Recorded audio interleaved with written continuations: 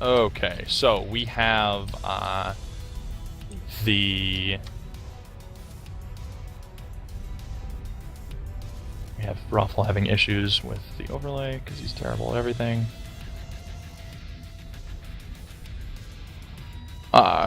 We have what appears to be, sorry about this, guys.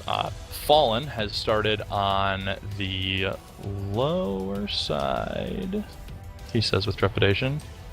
Upper side. Fallen Upper was side, the sorry. upper side Fallen by has, Comms Tower. Fallen has started upper side by Comms Tower, whereas Blood Pearls has started lower side by Water and is now moving up through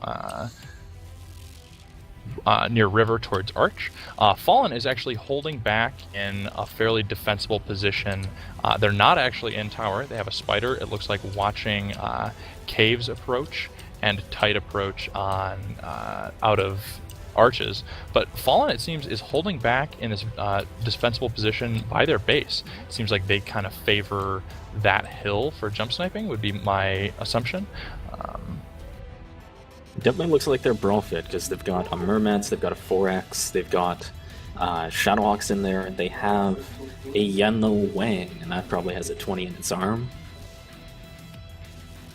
So if we just look at the builds here, it looks like Blood Pearls has brought 2 Dragon Slayers, 2 other Victors, one 9S and one 9B, 1 Jaegermech, 3 Ravens, 2 Jaegermechs, 2 Jaegermechs in different lances, and 3 Shadowhawks. So they are, it looks like, going for that sniping build, whereas if I swing over here and get the other team,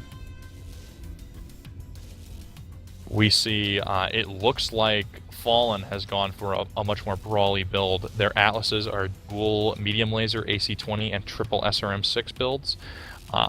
So it looks like they're trying to, and those Yenlo Wangs do in fact have AC-20s, of course. So I feel like they're trying to bait Blood Pearls into a closer engagement so that they can use these weapons, whereas Blood Pearls is obviously going to try and keep the engagement as distant as possible. We see a UAV up from Blood Pearls trying to just make sure that they can see any push coming, but it looks like their spider with a large laser is just trying to snipe it out of the air. Fallen looks like they're content to just sort of sit in the back here by their base and just sort of wait it out for the time being. Actually, is it just me, or are those powered down? Are they? Because I was looking at the minimap. No, they're shifting. Okay, they're moving. I was looking at the minimap and they weren't showing up there. Don't scare me like that. I was worried. I was like, this is going to be so crazy. So what Fallen is doing right now is actually very, very smart. In a lot of situations, you'd be really tempted to sort of pop up and try and get a couple shots, maybe see where your opponent is. But they're just sitting here. They're being very cautious. They're not exposing themselves to any unwanted damage or air arty. So they're really being patient, which is a good thing for their build. I'm going to check in quick here on these Jaegermechs and see what build that is. Robert. On the other hand, for Blood Pearls, they have those Ravens that can potentially harass at range. So right about now, they should be thinking about...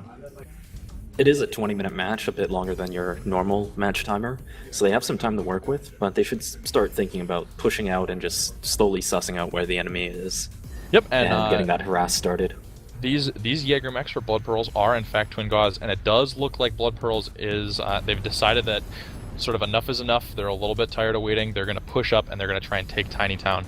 And they see one of the mechs from Fallen, a Jenner K, out in the water. They're stopping to take a few shots at him. They see a couple of these light mechs out in the water, but it doesn't look like they have any information about where all of the heavy and assault mechs from Fallen are. So this could be a very, very interesting engagement. Spider out in the water has to be careful or he's going to get picked by that Gauze rifle. Good arty goes down from Fallen on the Blood Pearls. They throw up a UAV and they now see the enemy mechs. They are preparing for this charge. It looks like Fallen has broken cover and are running through an arty strike, but those Atlases out in front are going to be able to soak up a lot of damage. They've got to be careful. This push is actually coming to a little bit of a halt. Needs to watch out. You have to keep moving in a push scenario like this. You got to keep your opponent on the back foot, not give them a chance to recover. An Atlas DDC from Fallen. Commander Murray, I believe the team captain, is pushing out, getting right up in close with the enemy. Looks like he overheats, taking cover. Behind him is his fellow Atlas. They are trying to get up in the enemy and get good shots. This brawl is actually taking very good shape as the Yenlo Wangs and Shadowhawks from Fallen move in on these mechs behind this ridge, trying to cut off any chances they have at jump sniping. Artie goes down, it looks like in the backfield, trying to take out some of the fire support mechs in the rear, but it looks like Blood Pearls is holding fairly well. The current score is in fact 1 death for Blood Pearls compared to the 4 deaths for oh no, apologize. 1 death for Fallen, whereas Blood Pearls has taken 6 casualties already. Blood Pearls is taking a lot of damage. Their builds were not made for this brawl.